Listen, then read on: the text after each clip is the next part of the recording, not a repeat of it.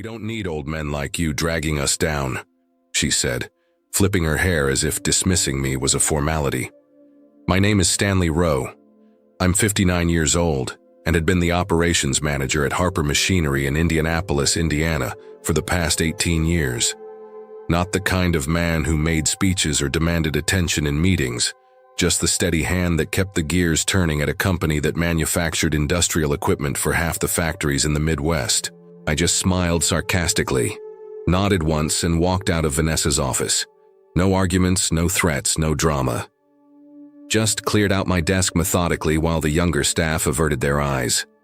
Some of them had been hired as teenagers, now men and women with families, and I'd trained every single one, but nobody said a word as I packed up almost 2 decades of my life into a cardboard box.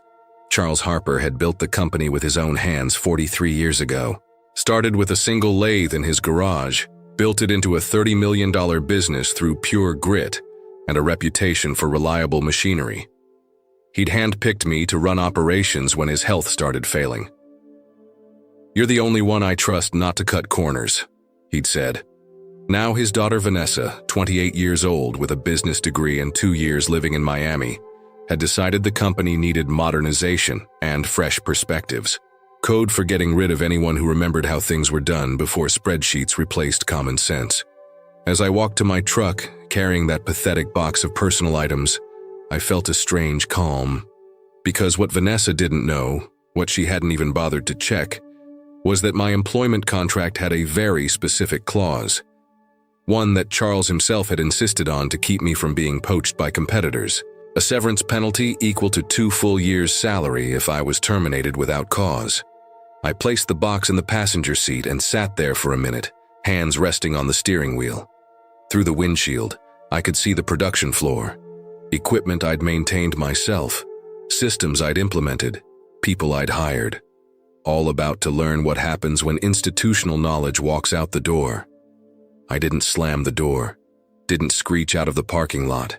Just turned the key, put the truck in drive, and headed home to call Harold Preston, a lawyer friend who'd been waiting for an excuse to take on a corporate case this straightforward. I'd never been the flashy type. Married 29 years to my wife Linda before cancer took her 4 years ago. Raised 2 kids who were both doing well, son in Denver with an engineering firm, daughter teaching 3rd grade in Cleveland. My life had been built around consistency and reliability, the same approach I'd brought to Harper Machinery. Charles Harper had been more than just a boss. In many ways, he was the father figure I never really had.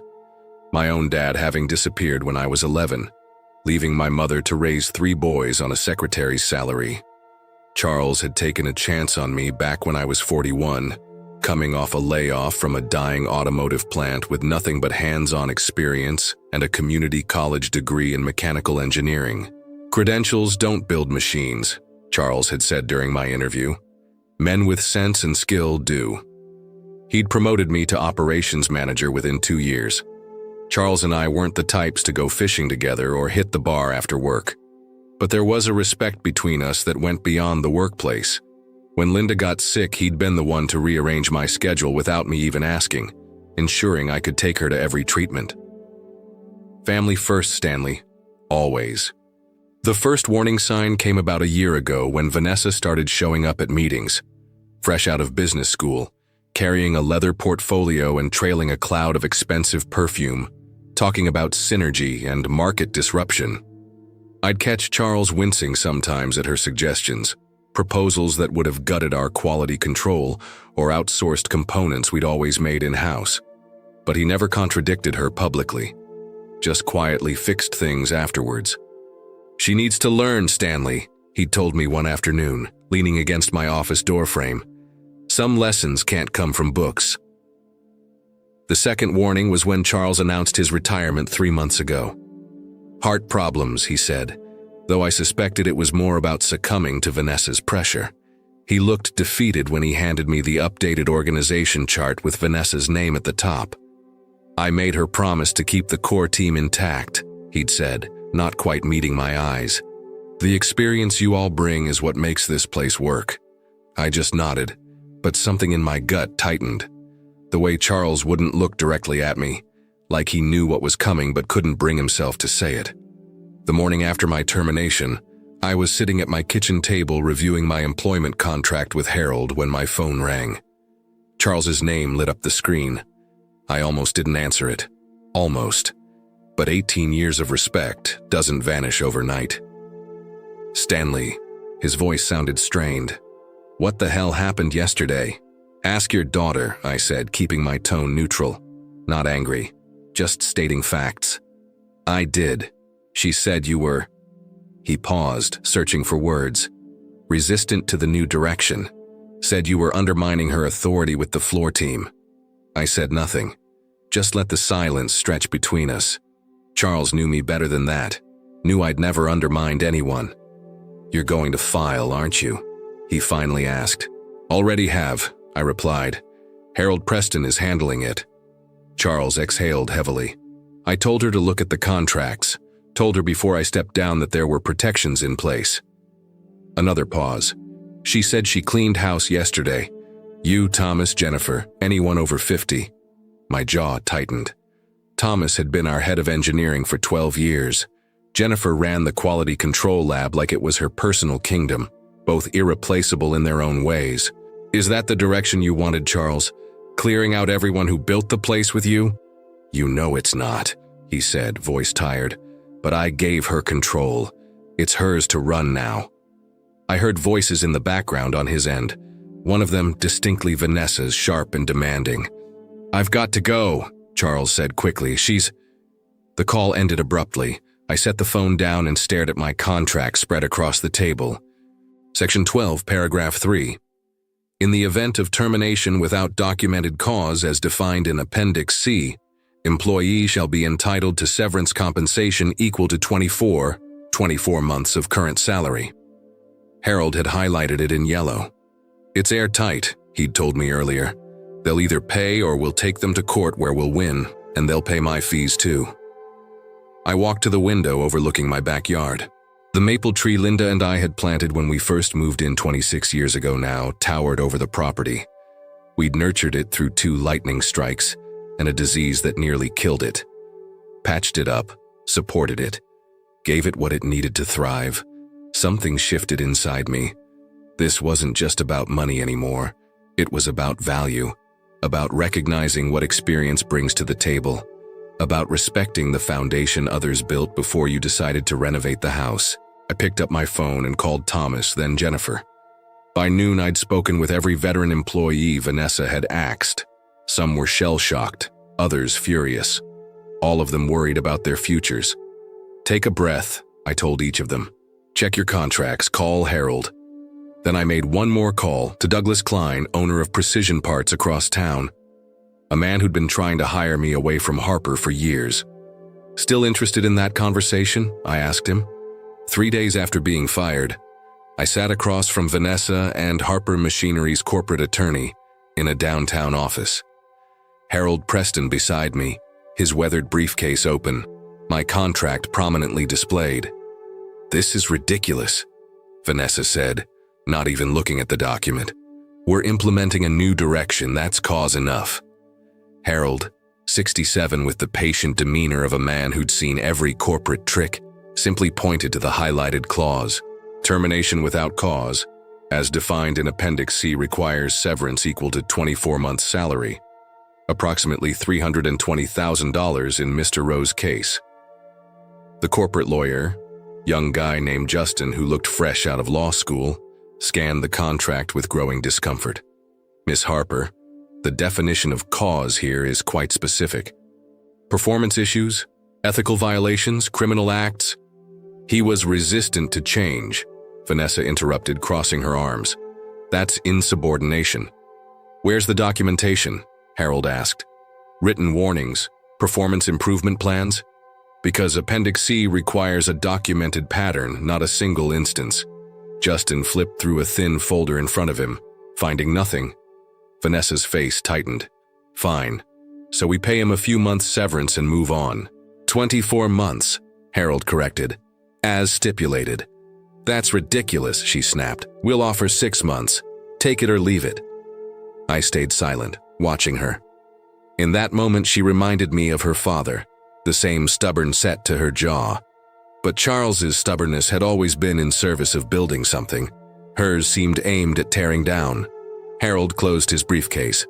Then we'll proceed with legal action. Discovery should be interesting, especially regarding the simultaneous termination of multiple employees over 50. Justin's eyes widened slightly. He leaned toward Vanessa and whispered something urgent. She brushed him off. "Before you make threats," Vanessa said to me, ignoring Harold completely, "you should know we're prepared to fight this. You'll be tied up in court for years." I finally spoke. "I've got time. And we'll make it known throughout the industry that you're difficult," she added. "Good luck finding another position at your age." That's when her father appeared in the doorway. I hadn't seen Charles since his retirement party. He looked thinner, paler, but his eyes were sharp as ever. "Vanessa," he said quietly, "a word. We're in the middle of something, Dad. Now. Not a request." They stepped outside. Through the glass wall of the conference room, I could see them arguing. Charles gesturing emphatically, Vanessa's posture growing more defensive. When they returned, Vanessa wouldn't look at me. "Justin," Charles said, "prepare the severance agreement as written in the contract."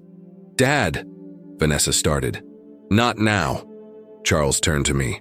"I apologize, Stanley. This isn't how I wanted things to end." I nodded once. Nothing more needed to be said between us. As Harold and I stood to leave, Vanessa stepped in front of me. "This isn't over. I'll be reviewing all vendor relationships. Any company that hires you can forget about doing business with Harper." Charles paled at her words but said nothing. I just nodded again, thinking about my conversation with Douglas Klein the day before, about the partnership offer he'd made, about the niche market Harper had been ignoring for years that Precision Parts was poised to enter. "You're right about one thing," I told her. "It isn't over." The severance payment hit my account a week later. $320,000 minus taxes. More money than I'd ever seen at once. I should have felt vindicated. Instead, I felt hollow. Money wasn't the point. Neither was revenge, really. It was about something deeper. That same afternoon, I met Thomas Baldwin, our former head of engineering, at a diner halfway between our homes. The place was nearly empty at 3 in the afternoon. Just a couple of truckers at the counter and us in a back booth. "Harold got me a year's severance," he said, stirring his coffee without drinking it. "Not as good as your deal, but better than nothing." "They want you to sign an NDA?" Thomas nodded. "Can't talk about proprietary processes or business practices for 5 years. He gave a bitter laugh.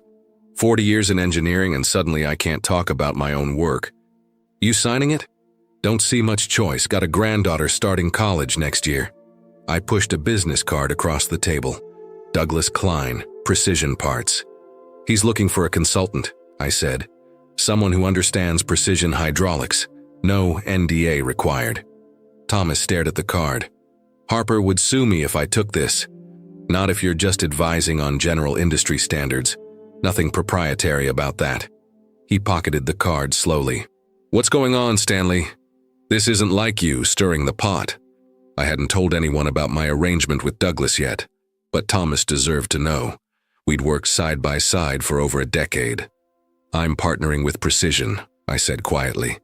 "Douglas is bringing me in to head up a new division. Specialized hydraulic components. The small batch high-margin stuff Vanessa thinks is a waste of time." Thomas's eyebrows shot up. "The custom work? Charles always said that was Harper's future. And Vanessa's killing it to focus on mass production. Thinks she can compete with overseas manufacturers on price." "She can't," Thomas said flatly. "Not with our labor costs." "I know. So does Charles." Thomas leaned forward. "Is that why you're telling me this? You think Charles is involved somehow?" I shook my head. "No, but I had lunch with Jennifer yesterday. She said Vanessa's been liquidating equipment. The specialized machinery Charles bought last year for the custom work, she's already sold half of it." "That's over $2 million in equipment," Thomas said, eyes wide. "At auction prices, probably got 30 cents on the dollar." Thomas sat back, understanding dawning. She's stripping the company, converting assets to cash. I nodded. And guess who's been buying property in Miami? Jesus. Thomas ran a hand over his face. Does Charles know? I don't think so. He built that company for legacy, not liquidation. We sat in silence for a moment, both processing what this meant. Not just for us, but for the 100+ employees still at Harper, for Charles's life's work. What are you going to do? Thomas finally asked. Build something better, I said simply. Something that respects both the past and the future. With Douglas Klein? Thomas sounded skeptical. Douglas is just an investor. He's 2 years from retirement himself. Wants to back people who know what they're doing, then step aside. And let me guess, you need an engineer who understands hydraulics? I smiled for the first time in weeks. The position's yours if you want it. Once your NDA is limited to actually proprietary information, not general knowledge. Thomas studied me. This isn't just business for you, is it? It's personal. It's about value, I said. About building something that lasts. That's all I've ever wanted to do. 2 months after my firing, I sat in Douglas Klein's office, reviewing architectural plans for the new facility. The converted warehouse on the east side of Indianapolis would house Cornerstone Precision, our new venture specializing in custom hydraulic components. The name had been Thomas's idea. Build from the corners up, he'd said. That's how you make something that lasts. Douglas, a barrel-chested man with a full white beard and perpetually rolled-up sleeves, spread the supplier contracts across his desk. Machine shops confirmed, he said. They can deliver the first 5 units by next month. And the CNC programmer? Starts Monday. Douglas gave me a knowing look. Former Harper employee, said you recommended us. I nodded. Jason Wright had been at Harper for 6 years, brilliant with computer modeling, criminally underpaid. Vanessa had cut his department's budget by 30% while doubling her own salary.